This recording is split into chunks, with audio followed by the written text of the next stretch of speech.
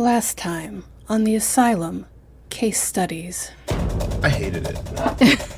Oh, I just watched a movie. You expect better? No, not at all. Fine, she eats good peas. So you tell me any movie that takes place in space. Star Wars. And now, the conclusion. So this guy's zealous. We find out he's sent to go and find a star, Astrea, or whatever. Oh Astronomy. my god, Astrea. No, it's not that. It's Astera. Dude, seriously, I hate these names. He finds Zealous goes to find us. Zealous goes astray. And I don't even remember it's funny. It's one of those things too, where depending on what it took like 3 days to make. The first day, every character establishes their accent or the way that they talk or they deliver. Well, that's what I'm getting at. The second day, Zealous goes from what I thought sounded like a cartoon voice actor, like a 35-year-old woman sounding like a 14-year-old Hesher. Yeah. And then he ended up sounding like Emilio Estevez. Absolutely, Yes. 100%. So he's working on it. I think that like the first day was done, and and the director's like, "Hey man, listen, I like what you're doing." No, this wasn't the director. No. It was like the fucking crafts dude. It was you gotta go watch Repo Man, or you gotta go watch Breakfast Club. Yep. Breakfast Club has a lot more dialogue. Just go watch that, and then you'll nail Emilio. And he's like, "Oh, I've always wanted to nail Emilio." And he's like, and then he was like, "Yeah, I'm out of here. I'm out of here. Hot shot." Was he in that, or was that his brother? That was his brother. He was in Men at Work though with his brother. Yeah. Classic. Film.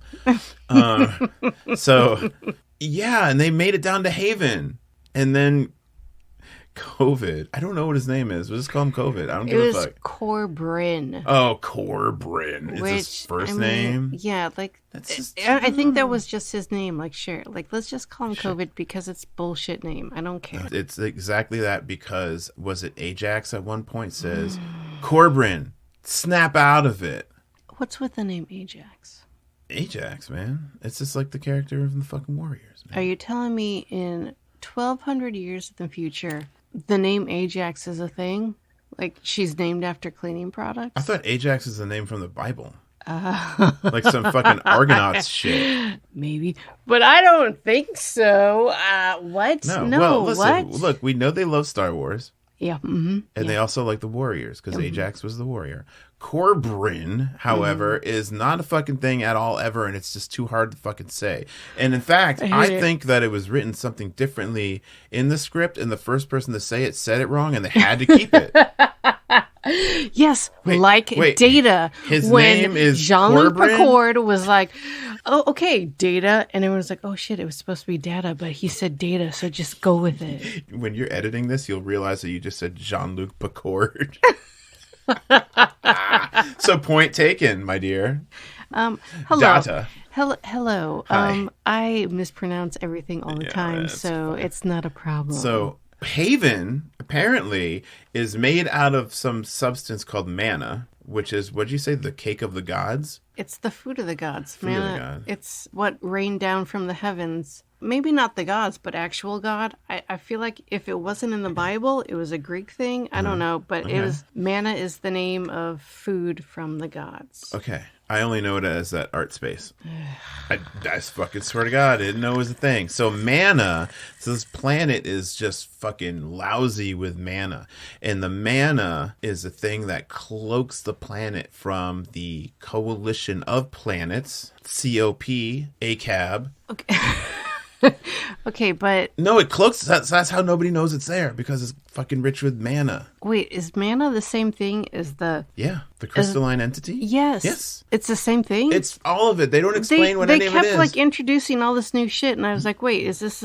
Okay, go ahead. They said that the planet is made of manna. That somehow the planet was built to naturally cloak itself from the sensors and detectors of the cops, the coalition Space of planets. cops. Yeah, Space Cab, Abacab. And so that's how nobody knew what it was. That's why Joe Azuzu was running throughout the whole universe trying to track this fucking thing down. I feel and like... it's 2 years later. I feel like this movie was the third of a trilogy, and I did not watch the first two. I don't know what's happening, and I don't know what I'm missing. I think it was a third of a four. What's a four? A quadrilogy. Yeah, because at the end it says the end.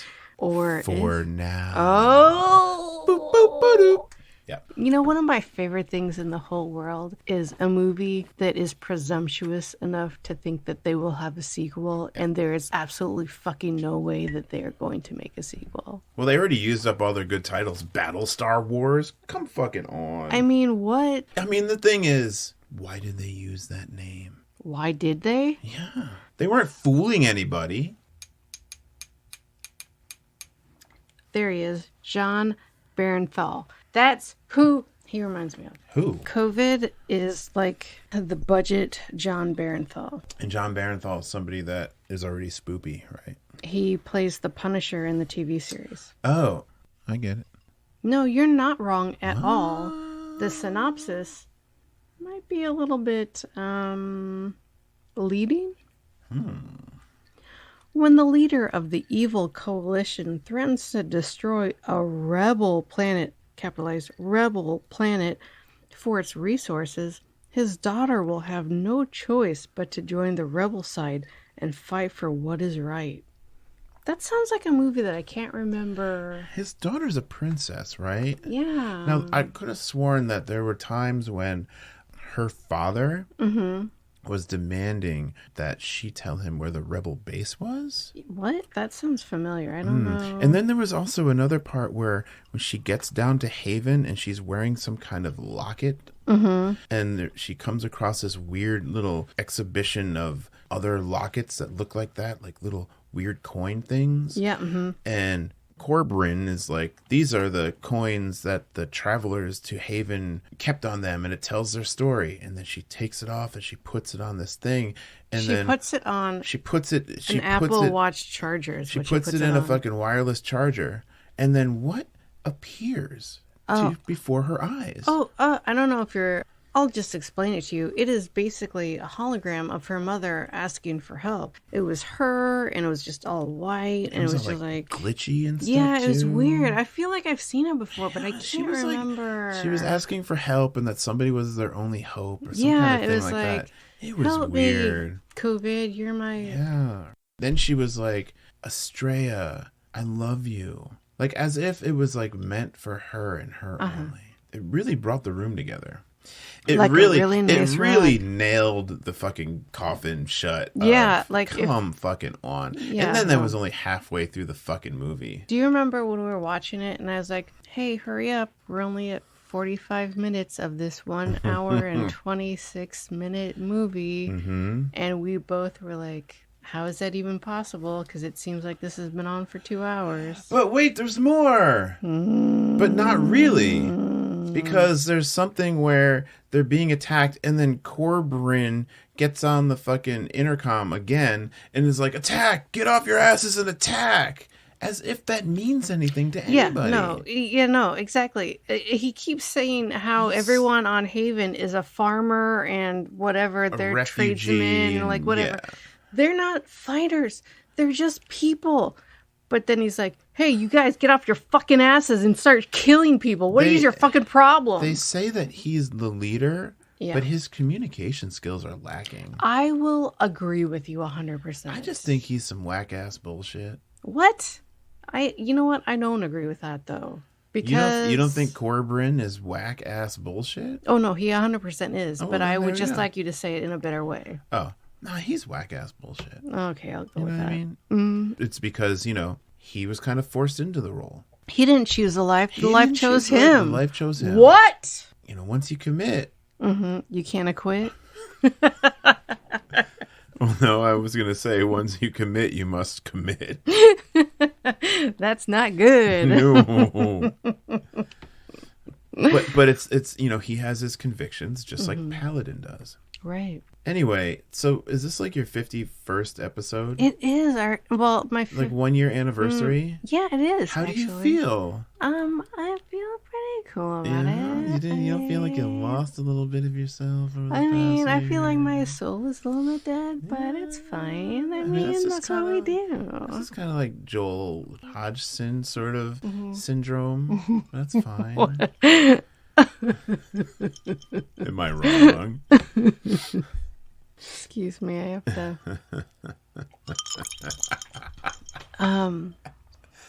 Who is it that has the Darth Vader chokehold ESP thing, psychic choke thing?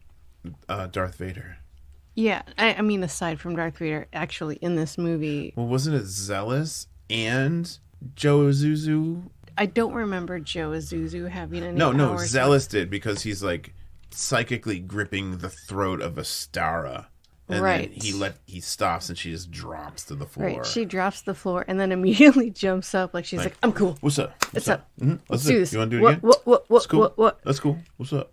Chuck me harder, Dad. And then he was like, "This is how I got rid of your mom," or some bullshit like that. But he said it like Emilio Estevez. Right. It said, "This is how I got rid of your mom. I did this to your mom too." It sounded like he was just trying to psych her out. Like, I also fucked your mom. No, because he wanted to fuck her dad. He might as well have just said, "Who's saying that?" Zealous, whatever. Zealous pretty much basically was like, now that your mom's out of the picture, your father can only love me. Like that kind of shit. Oh, for that was sure. Like the tension was like from day one, from palpable. From the get. It was fucking Palpatine. Oh, Andrew, fuck you so hard. So how does this movie hold up to the other sci-fi movies that you've reviewed for this show? What are some of those movies? There are so many. Planet Dune. Yeah. Space Carnival. Yep, Space Carnival is a favorite. Black Hole Race. Oh my god, so good. The amount of physics that they really helped me understand was just like overwhelming. I feel so much smarter after watching Black Hole Race. Yeah. And then Crab Nebula for Christmas. Oh my god, it was like heartwarming and also so crazy. You know what? Not only space, but also the sea and also Christmas. How do you combine the three? They did it perfectly. They did it. And then what about Pluto's Revenge? And then its sequel, Pluto Jr.? It was crazy because I didn't think they would get away with the trademark with Disney and whatnot. But boy, it was the craziest horror movie set that I've ever seen in my life. He was butchering people the entire movie. It was so fucking gory. I thought it was about the planet Pluto. No, it was about the dog, the cartoon dog. He was just like, he had butcher knives, hunting knives, and he was just going to town on everyone. It was disgusting. Was that part of the Battle Dogs franchise? Yes, it was. Gotcha. Oh, that makes sense. Battle and Dogs. Has Asylum done anything like Space Buddies or anything like that? Like a ripoff of that, or a mockbuster of Most Valuable Primate? Not exactly, but they did a movie called Golden. What was it? Golden Dog, Golden Winter, Golden Receiver, and he plays football? No, it was a Christmas movie with golden retriever puppies, and it was gross, and I hated it. And it was talking puppies and other dogs. You love talking animal movies. Who fucking doesn't, you fucking asshole? What's next for you then? Do you have anything you want to plug? I'm not trying to cut it short because I don't want to talk about the movie, but I don't want to talk about the movie. I don't even remember what happened because at the end, we thought that Ajax gets the crystalline mana entity to come out of the planet and explode Joe Azuzu's ship. Yeah. And then it goes back into the core of the planet. And there's like a big fucking air fight where somehow all of the farmers and refugees and hippies on the planet Haven had ships and they started attacking. There was like a bald Wookiee who's like... No, he wasn't a Wookiee. He was just a weird alien guy. And he had an alien language and he's had two lines They just pushed him into it. They were like, we need more aliens that look like aliens. Just do it. What did he say? I don't remember. No, I think he said, I can't go for that. That's what she told me when we were watching it. I was like, wait, what did he say? Yeah, he was a big fan of Hall & Oates. No can do, baby.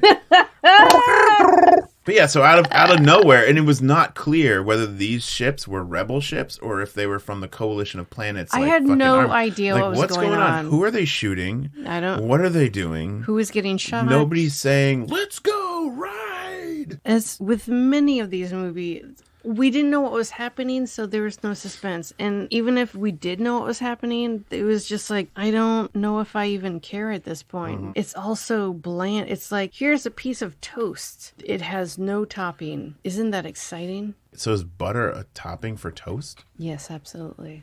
Is it not a condiment? What's the difference? I don't know. Are M&Ms a condiment if you put them on ice cream as a topping? Yep. That's why my toast in the morning is covered in M&Ms. It's the best toast on earth. Prove me wrong. It's also the best toast on Haven. Ladies and gentlemen of the jury. Look, you got me down here. I'm on mic. We watched this movie tonight. I committed this time. I would love to not talk about this fucking shitstorm of a movie. I'll tell you what. If the movie had a name other than Battlestar Wars, I might be more invested because I would be like, oh man, I could quote this movie. What movie is that from? Oh man, that's from Space Exploration, or that's from Mana Haven or COVID's Haven, not Battlestar Wars. Baby, you knew what you were getting into. When I married you. Exactly. You knew. But still, we all knew. It was, I guess, my decision to watch this movie. Yeah, you chose this movie based on the description that I had read to you. I chose this movie based on what else was available.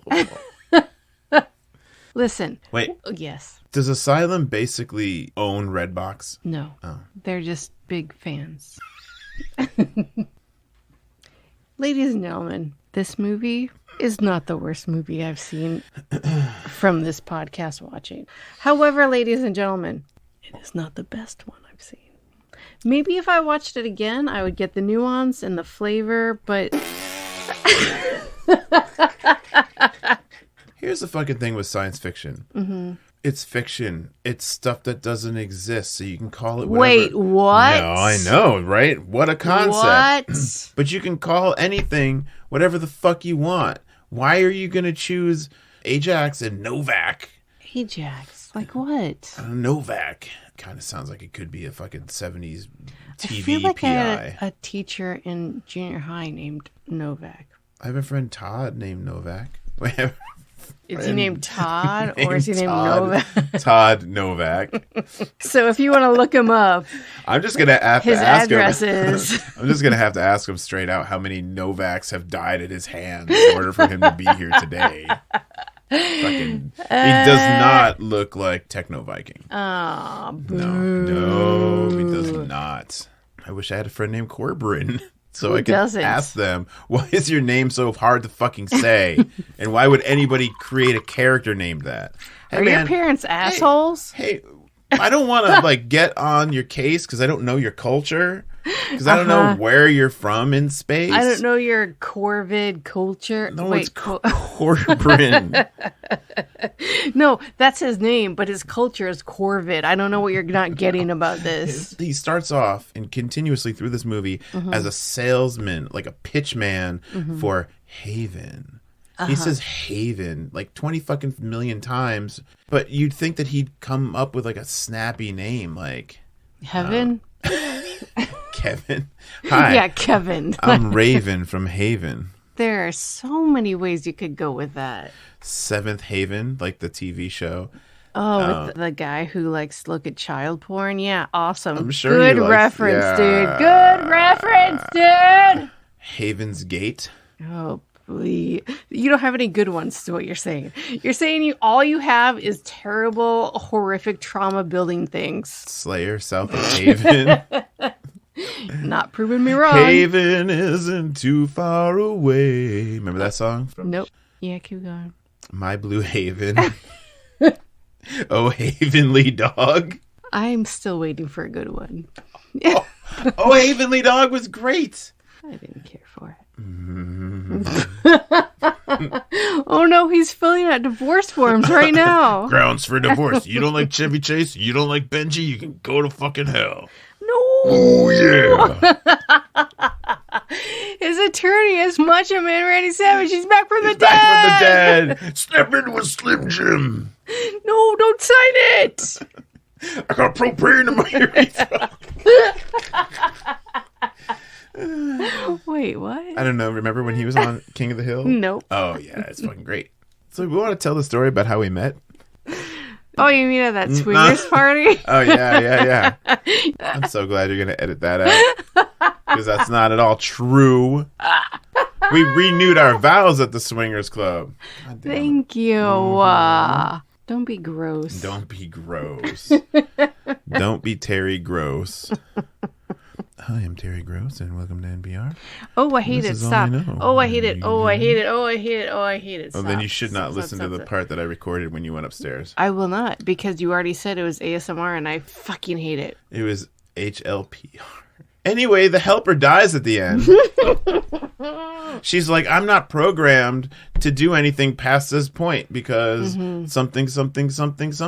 Which is like, you know what? I get what you're doing, but you are not Data, and this is not the end of Nemesis. Yeah, fuck you. It's like, fuck you, and also fuck you. Data is royalty, and you are nothing but a serf right now, and I do not approve of this. Not in the least bit. You can go to hell, Helper. Especially when... You can go to Helper. Thank you. No, thank you. No, sit down. Astara was just so like, okay, cool, I get it. Cool. Because I found somebody else to eat my pussy. Like, you do a lot of stuff. Like, you turned me into a hologram. You fixed it, everything. You saved the day, basically. Helper. But... But also, you can just replicate that. It's fine. Like, just make a new Helper. Even if Corbrin doesn't work out, I'm assuming that Helper is like 2-day Amazon delivery sex toy. See what happens? You invite me on your show and you just... Body starts slapping? Oh, What? God, this is what it's like. Why did we even have to watch a movie to do this? See, I wanted to just go and just talk about a movie I wanted to make instead of watching that fucking... Beverly Hills Cop 10? Is that the movie you wanted to talk about? No. Oh, I'm sorry. Beverly Hills Cop 6. I'm sorry. Judge Reinhold's revenge. When Judge Reinhold finally becomes a judge. Judge. Yeah. No. I'm sorry. No, you call me Judge Reinhold. I didn't spend 10 years in judge school for you to call me Judge. You call me Judge. This is Judge Reinhold. Oh, hi, Miss... No, I'm a Judge Reinhold. When they reboot Night Court, you gotta have Judge Reinhold be the judge. Oh, hey. Hey, Tressa. Did you have... And we're back. Hey, everybody.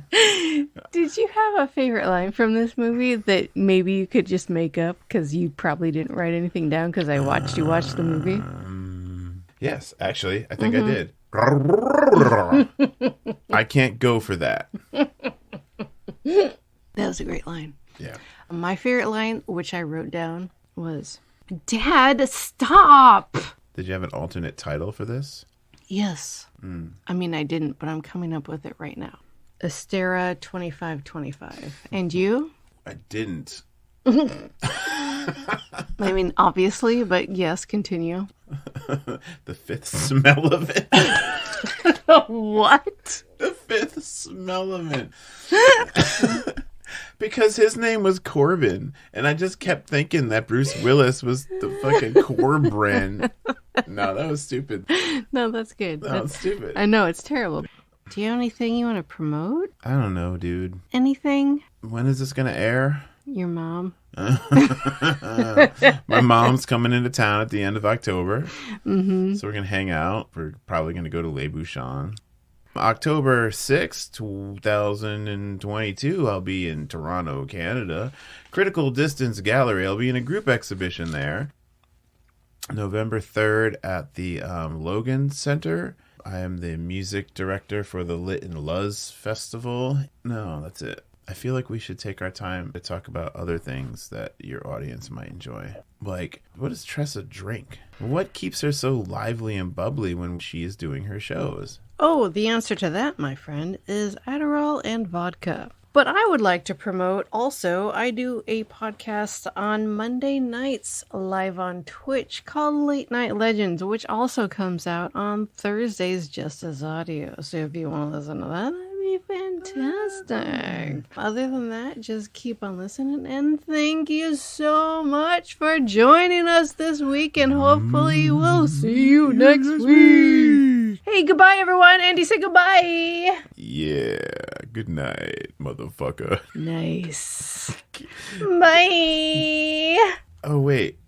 I figured out what I wanted to call this movie. What's that, baby? Mana, the Hands of Fate. I'll see myself out. I believe I had a hat.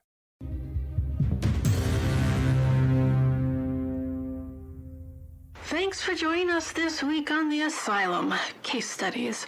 Special thanks to a very handsome and talented Andy Slater, our mixer and engineer extraordinaire.